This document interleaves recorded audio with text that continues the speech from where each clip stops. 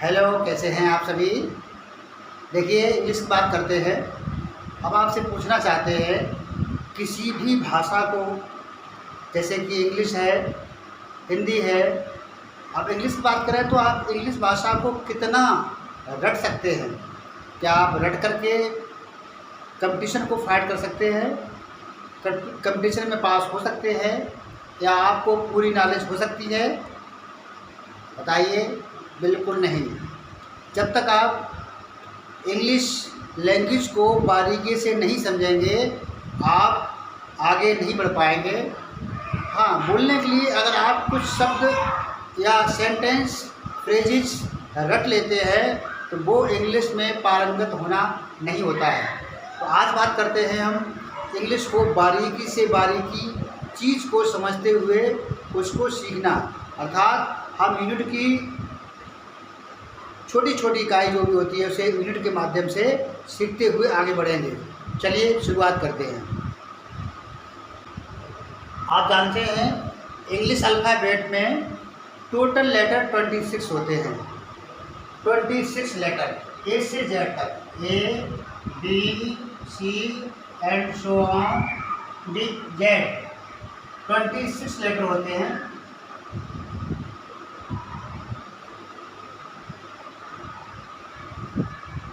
Letter आप जानते हैं इंग्लिश अल्फ़ाबेट की यूनिट लेटर है, लेटर। और लेटर को जो कि 26 है उनको 2 पार्ट्स में डिवाइड किया गया है। नंबर 1 या हम कहें kinds of letter, kinds of letters.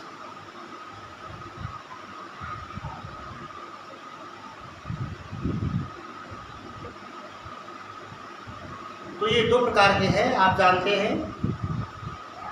एक वो लेटर जिनको बोलने के लिए हमें दूसरे लेटर की आवश्यकता ना पड़े, वो लेटर जिनको बोलने के लिए हमें दूसरे लेटर की आवश्यकता ना पड़े, वो सभी लेटर वॉवेल्स कहलाते हैं।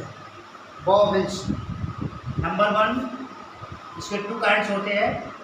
नंबर 1 होता है वॉवेल्स। वॉवेल्स कौन होते हैं? ये 5 होते हैं। 5 A E I O and U. A E I O and U, ये 5 लेटर है। इनको अगर हम बोलते हैं तो इनको बोलने के लिए मुझे दूसरे लेटर की आवश्यकता नहीं होती है। जैसे ए तो ध्वनि एक सी निकलती है, ए। आप चाहे कम बोले चाहे देर तक बोले, लेकिन ध्वनि एक ही निकलती है। मतलब हुआ इनको बोलने के लिए मुझे दूसरे लेटर की आवश्यकता नहीं होती है। आप किसी को भी बोलेंगे तो दूसरे लेटर की आवश्यकता बिल्कुल भी महसूस नहीं होगी। ठीक है। दूसरी बात, कॉन्सोनेंट्स होता है। Consonants, consonants.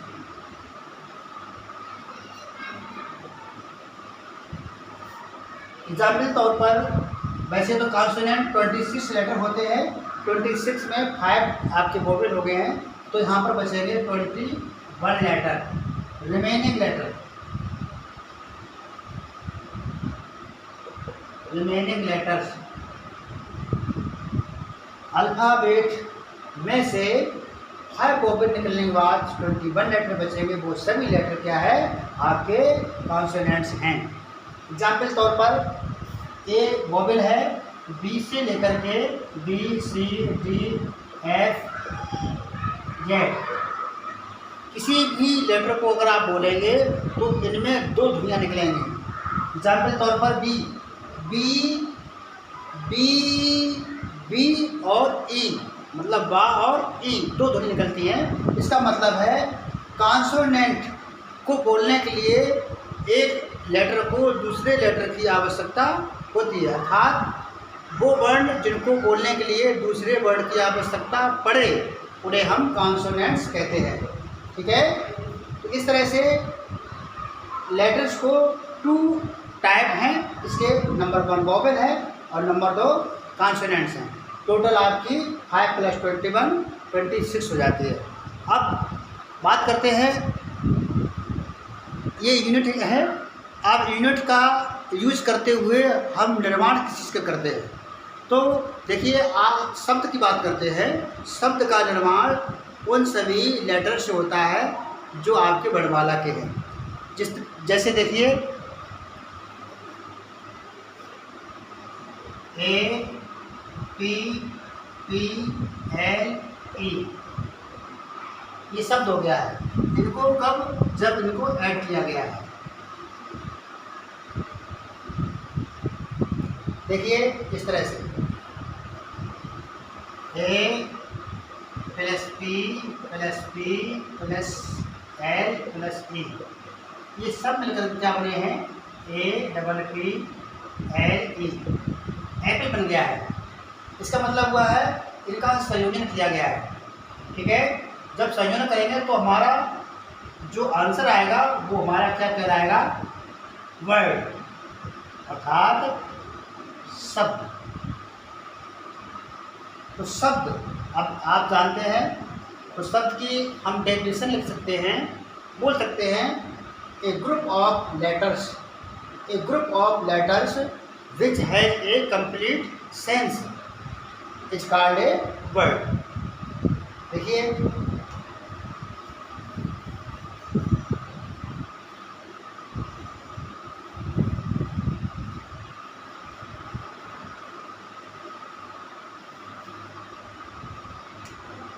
Word,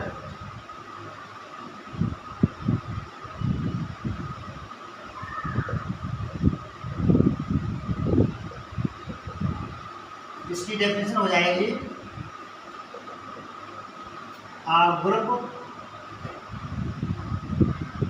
of letters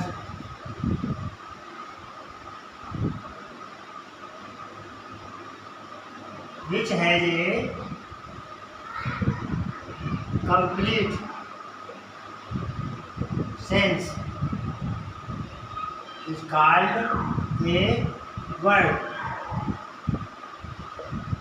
Example: apple, table, chair, mango, etcetera. ठीक है, अब बात ये करते हैं, इसमें कहा गया है कि ग्रुप होना चाहिए, लेटर का ग्रुप होना चाहिए। अगर हम इस वर्ड की बात करें, अगर इसका हम सीक्वेंस चेंज कर दें, इसका सीक्वेंस चेंज कर दें, जैसे L A E plus A P plus P. अब देखिए लेटर वही है, ए है यहाँ आ गया, पी डबल पी है, डबल पी भी यहाँ आ गया है, उसके बाद एल है और ई है, तो वो सभी लेटर यहाँ पर हैं। तो क्या ये बनेगा, जो शब्द वो बनेगा L A E double P. तो क्या ये एक शब्द है, क्या ये एक वर्ड है? मुझे तो इसका अर्थ नहीं मालूम है, अर्थात ये कोई वर्ड नहीं है। तो इसके दो बात हो गई हैं, एक ग्रुप ऑफ लेटर्स, अक्षरों का समूह तो होना चाहिए, ग्रुप तो होना चाहिए।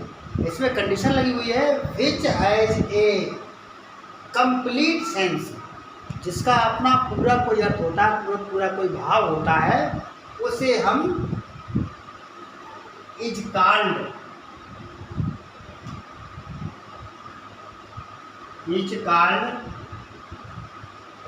A word. A group of letters which has a complete sense is called a word.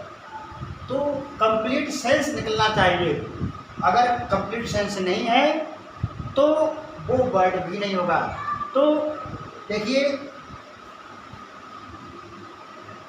इसके भी हम दो भाग कर सकते हैं, अर्थात ये वर्ड जो हुआ था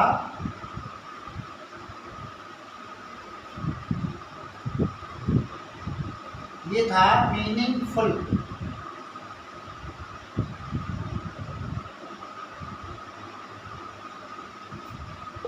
मीनिंगफुल वर्ड। और दूसरा जो बना था वो था मीनिंगलेस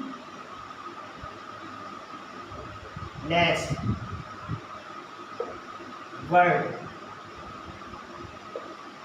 अर्थात इसे कहते हैं सार्थक।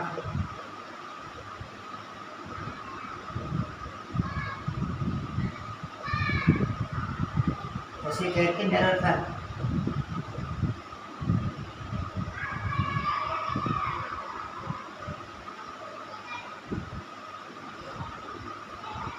तो आपको ये ध्यान रखना है कि ग्रुप तो लेटर का होना चाहिए, लेकिन उसका भाव होना चाहिए, उसका अपना अर्थ होना चाहिए। ये नहीं है कि कह दिया ग्रुप होना चाहिए तो सभी वर्ड होंगे। वर्ड होंगे तो आप जानते हैं कि वर्ड भी सार्थक होने चाहिए, निरर्थक का कोई मतलब नहीं है। आप डिक्शनरी पढ़ते हैं तो डिक्शनरी में जो भी वर्ड होते हैं वो सभी सार्थक होते हैं, मीनिंगफुल होते हैं, जिनका अपना कोई अर्थ होता है। ऐसा संग्रह डिक्शनरी कहलाता है। अब देखिए बात करते हैं आगे। ये तो बात हुई थी ग्रुप ऑफ लेटर्स की, लेकिन जब हम आगे बढ़ते हैं तो ग्रुप ऑफ वर्ड्स हो जाता है। सेम डेफिनेशन हो जाएगी। अ ग्रुप ऑफ वर्ड्स, यहाँ लेटर था वहाँ वर्ड्स हो जाएगा। A group of words which has a complete sense is called ए, यहाँ पर हो जाएगा आपका sentence.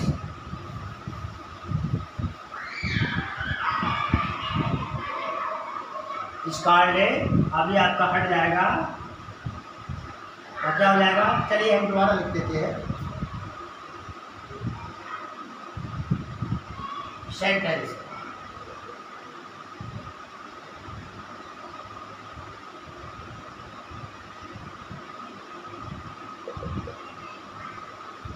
called a sentence। Example तौर पर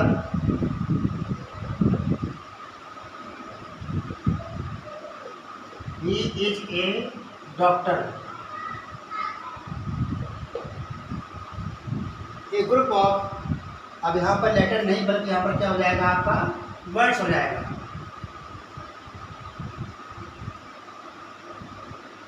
A group of words which has a complete sense is called a sentence। Sentence means वाक्य, क्या कहते हैं इसको हम, वाक्य।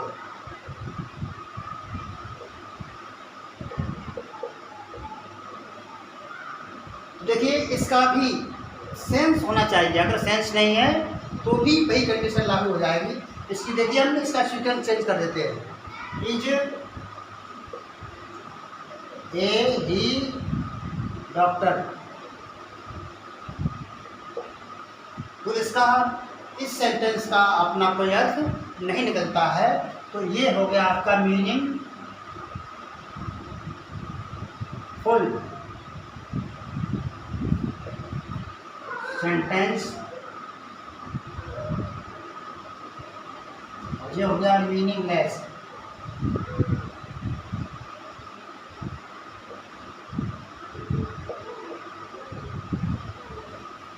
तो मीनिंगलेस की मुझे आवश्यकता नहीं है।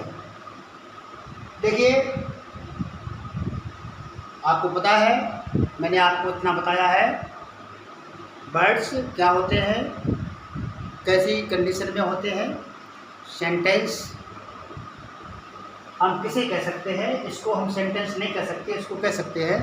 तो आज की इतनी बात में आपको अगर कोई डाउट है तो आप निसंदेह हमसे पूछ सकते हैं। बस उम्मीद करते हैं कि यहाँ तक आपको अच्छी तरह समझ में आया होगा।